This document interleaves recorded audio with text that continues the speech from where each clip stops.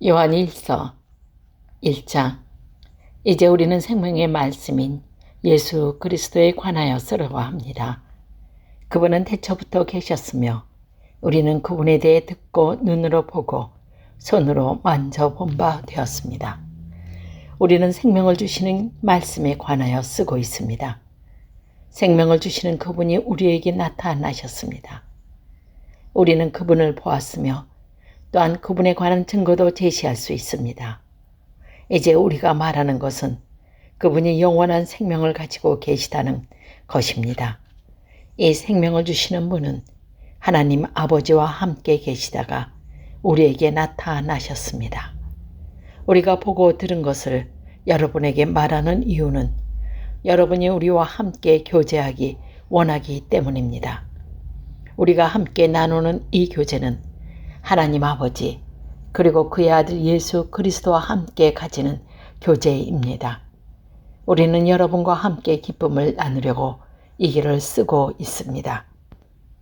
우리가 그리스도로부터 듣고 여러분에게 전하려고 하려는 말씀은 하나님은 빛이시며 그분께서는 전혀 어두움이 없다는 것입니다. 그렇기 때문에 만약 우리가 하나님과 사귀고 있다고 말하면서 여전히 어두운 가운데 살고 있다면 우리는 거짓말쟁이며 진리를 따라 살고 있지 않을 것입니다. 하나님께서 빛 가운데 계시기에 우리 역시 빛 가운데 살아야 합니다.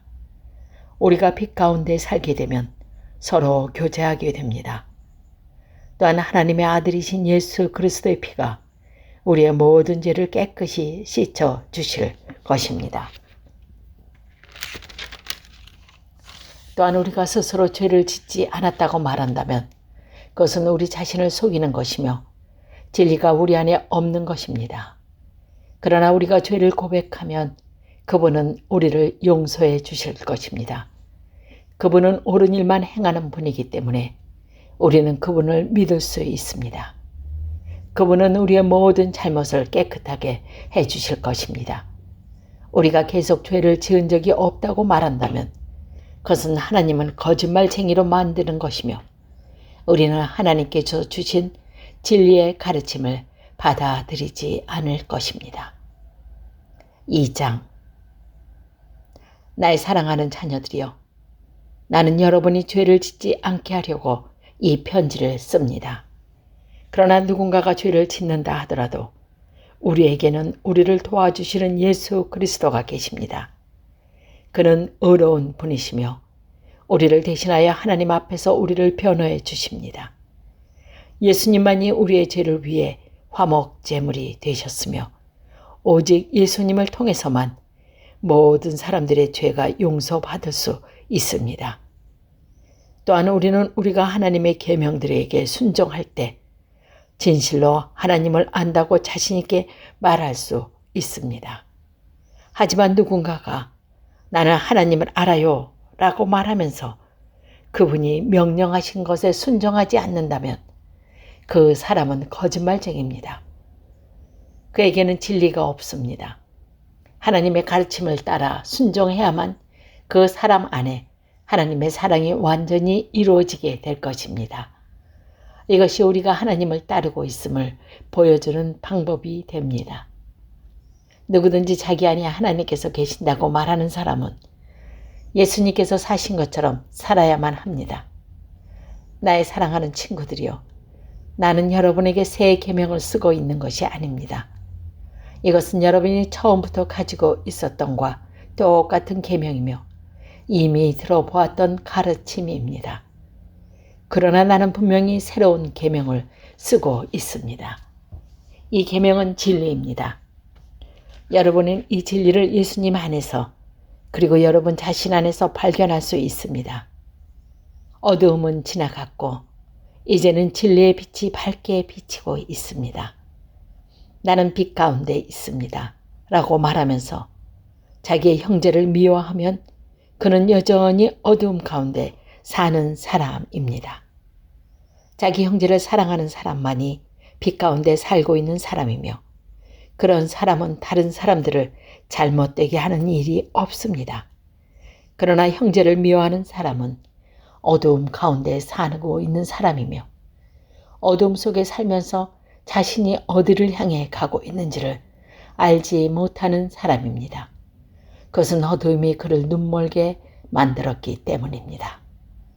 사랑하는 자녀들이여, 내가 이 글을 쓰는 것은 그리스도를 통하여 여러분의 죄가 용서함을 받았기 때문입니다. 부모들이여, 내가 이 글을 쓰는 것은 대처부터 계신 그분을 당신이 알고 있기 때문입니다. 젊은이들이여, 내가 이 글을 쓰는 것은 여러분이 이미 악한 자와 싸워 이겼기 때문입니다. 자녀들이여, 이 글을 쓴 것은 여러분이 아버지를 알고 있기 때문입니다. 부모들이여, 내가 이 글을 쓴 것은 대처부터 계신 그분을 당신이 알고 있기 때문입니다. 젊은이들이여, 내가 이 글을 쓴 것은 여러분이 강하기 때문입니다. 하나님의 말씀이 여러분 안에 살아 있으므로 여러분은 악한 자와 싸워 이겼습니다. 이 세상과 세상에 속한 것들을 사랑하지 마십시오. 누구라도 이 세상을 사랑하게 되면 그 마음속에는 하나님의 사랑이 없게 됩니다. 이 세상에는 악한 것들이 있습니다. 그것은 바로 우리 육신을 즐겁게 해주는 것, 우리 눈을 즐겁게 해주는 것, 우리들의 삶에 대해 자랑하는 것입니다. 이러한 것들은 아버지께로부터 나온 것이 아니라 세상으로부터 나온 것입니다. 이 세상은 지나갈 것이며 사람들이 이 세상에서 그토록 갖고 싶어하는 것도 다 사라지게 됩니다. 그러나 하나님의 뜻대로 사는 사람은 영원히 살 것입니다. 사랑하는 자녀들이여, 마지막 때가 가까이 오고 있습니다. 그리스도의 적이 올 것이라는 말은 여러분은 들었으며 이미 그리스도의 적들이 많이 나타났습니다. 그래서 우리들은 마지막이 가까웠다는 사실을 알 수 있습니다. 그 적들은 우리의 모임 안에 있었습니다. 그러나 그들은 정말로 우리에게 속한 자가 아니었기 때문에 우리를 떠나갔습니다. 만약 그들이 정말로 우리 모임의 일부분이었다면 우리와 함께 머물렀을 것입니다. 그러나 그들은 떠나갔고 이 사실은 그들 중 어느 누구도 우리에게 속한 자가 아니었다는 것을 보여줍니다. 여러분은 거룩한 분이 주신 선물을 가지고 있습니다. 그러므로 여러분 모두는 진리를 알고 있습니다. 왜 내가 이 글을 쓰고 있습니까? 여러분은 진리를 모르고 있기 때문입니다. 그렇지 않습니다. 내가 이 편지를 쓰는 이유는 여러분이 정말로 진리를 알고 있기 때문이며 또한 진리로부터 어떠한 거짓말도 나올 수 없음을 알고 있기 때문입니다. 그렇다면 누가 거짓말쟁이입니까? 예수님께서 그리스도가 아니라고 말하는 사람이 아니겠습니까? 예수님은 그리스도가 아니라고 말하는 사람은 그리스도의 적입니다. 그는 하나님의 아버지도 그의 아들도 믿지 않습니다. 누구든지 아들을 믿지 않으면 아버지도 잃게 되고 아들을 인정하게 되면 아버지도 얻게 됩니다. 여러분이 처음부터 들은 가르침을 따라 살아가기를 계속하십시오. 그 가르침 안에서 계속 살아갈 때 여러분은 아들과 아버지 안에 머물 수 있게 됩니다. 이것이 바로 그분이 우리에게 약속하신 그것, 영원한 생명인 것입니다. 나는 여러분을 잘못된 길로 인도하려는 사람에게 관하여 이 편지를 쓰고 있습니다. 그리스도께서는 여러분에게 특별한 선물을 주셨습니다. 여러분이 이 선물을 갖고 있기 때문에 어떤 사람 선생으로부터 가르침을 받지 않아도 됩니다. 성령께서는 모든 것을 가르쳐 주시며 진실되고 거짓이 없으십니다. 그러므로 성령이 가르치시는 대로 그리스도 안에서 살아가기를 계속하십시오. 나의 사랑하는 자녀들이여, 그리스도 안에서 살아가십시오. 우리가 이렇게 살아가면 그리스도가 다시 오시는 날 두려워하지 않아도 될 것입니다. 우리는 숨을 필요도 없고 그분 앞에서 부끄러워할 이유도 없을 것입니다. 하나님께서 의로운 분이심을 여러분은 알고 있을 것입니다. 그렇다면 옳은 일을 하는 사람만이 하나님의 자녀가 될 수 있다는 사실을 기억하십시오. 3장. 아버지께서 우리를 얼마나 사랑하고 계시는지 생각해 보십시오. 하나님께서는 우리를 너무나 사랑하셔서 우리를 그분의 자녀라고 불러주셨습니다. 이제 우리는 정말로 그분의 자녀입니다. 그러나 세상 사람들은 우리를 이해하지 못합니다. 왜냐하면 그들은 하나님을 모르기 때문입니다. 사랑하는 친구들이여, 우리는 분명한 하나님의 자녀입니다. 우리가 아직은 미래의 어떤 모습을 잊게 될지 알 수 없지만 그리스도께서 다시 오실 그때에는 우리의 모습이 그와 같을 줄 알고 있습니다. 우리는 그분의 참모습을 보게 될 것입니다. 예수 그리스도는 깨끗한 분이십니다. 적어도 그리스도 안에서 이러한 소망을 가지고 있는 사람이라면 그리스도와 같이 자기 자신을 깨끗하게 지켜야 할 것입니다. 죄를 짓는 자는 하나님의 법을 깨트리는 사람입니다. 죄를 짓는다는 것은 하나님의 법을 어기며 사는 것과 같습니다. 여러분도 알고 있는 것처럼 그리스도는 죄를 없애기 위해 오셨으며 그리스도께서는 죄가 없으십니다. 그러므로 그리스도 안에 있는 사람은 더 이상 죄를 짓지 않습니다. 만약 그가 계속하여 죄를 짓는다면 그는 그리스도를 진정 이해하지 못할 것이며 또한 그리스도를 알았다고 할 수 없을 것입니다. 사랑하는 자녀들이여, 어느 누구라도 여러분을 잘못된 길로 인도하지 못하게 하십시오. 그리스도께서 의로우신 것처럼 의를 행하는 사람은 의로운 사람입니다. 마귀는 태초부터 지금까지 죄를 지어오고 있습니다. 계속하여 죄를 짓는 사람은 마귀에게 속한 자입니다. 하나님의 아들은 바로 이 마귀의 일을 멸하기 위해서 오셨습니다. 하나님께서 누군가를 그의 자녀로 삼으셨을 때 그 사람은 더 이상 죄를 짓지 않습니다. 그것은 하나님께서 주신 새로운 삶의 씨가 그 안에 머무르게 되기 때문입니다. 그는 이제 하나님의 자녀가 되었기 때문에 계속하여 죄를 짓고 살 수 없습니다. 이것으로 우리는 누가 하나님의 자녀이며 누가 마귀의 자녀인지를 알 수 있습니다. 올바른 일을 행하지 않는 사람은 하나님의 자녀가 아닙니다. 그리고 자기 형제를 사랑하지 않는 사람도 하나님의 자녀가 아닙니다. 여러분이 처음부터 들어온 말씀은 우리가 서로 사랑해야 한다는 것입니다. 악한 자에게 속했던 가인과 같이 되지 마십시오. 가인은 자기 동생을 죽였습니다.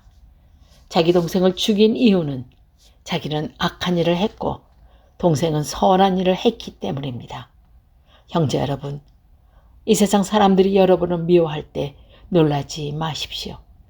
우리는 죽음을 벗어나 생명으로 옮기었음을 알고 있습니다. 우리는 이것을 그리스도 안에서 우리 형제들을 서로 사랑함으로써 알 수 있습니다. 서로 사랑하지 않는 사람은 죽음 가운데 거하는 사람입니다. 자기 형제를 미워하는 사람은 누구나 살인자입니다. 여러분도 아시다시피 살인자에게는 영원한 생명이 있을 수 없습니다. 예수님께서 우리를 위하여 그의 생명을 주심으로써 우리는 진실한 사랑이 어떤 것인지를 알게 되었습니다. 그러므로 우리도 우리 형제를 위하여 우리의 생명을 내어줌이 마땅합니다. 어떤 한 믿는 사람이 자기가 필요로 하는 것을 다 가질 수 있을 만큼 부자라고 합시다. 만약 그가 가난하고 필요한 것들을 갖지 못한 형제를 보고도 그 형제를 돕지 않는다면 어떻겠습니까? 그의 마음속에 하나님의 사랑이 없는 사람일 것입니다. 자녀들이여, 우리는 말로만 사랑하는 사람이 되어서는 안 됩니다. 우리의 사랑은 진실되어야 합니다. 그리고 우리는 행함으로써 그 사랑을 보여야 할 것입니다. 이를 통해 우리가 진리에 속하였음을 알 수 있게 되며 하나님 앞에서도 평안할 수 있게 됩니다.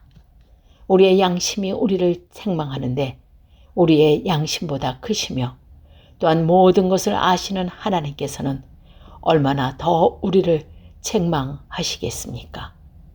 사랑하는 친구들이여, 만약 우리가 양심의 가책을 받지 않는다면 우리는 아무런 두려움 없이 하나님 앞에 나아갈 수 있을 것입니다. 그리고 하나님은 우리가 구하는 것들을 우리에게 주실 것입니다. 우리가 이러한 것들을 받을 수 있는 것은 우리가 하나님의 명령을 지켰고 하나님이 기뻐하시는 일을 했기 때문입니다. 하나님께서 명령하신 것은 그의 아들 예수 그리스도의 이름을 믿고 그분이 우리에게 명령하신 대로 서로 사랑하는 것입니다. 하나님의 명령을 지키는 사람은 하나님 안에서 살게 되고 하나님도 그 사람 안에 거하게 됩니다. 하나님께서 우리 안에 거하신다는 사실을 어떻게 알 수 있습니까? 우리는 그것을 하나님께서 우리에게 주신 성령으로 알 수 있습니다.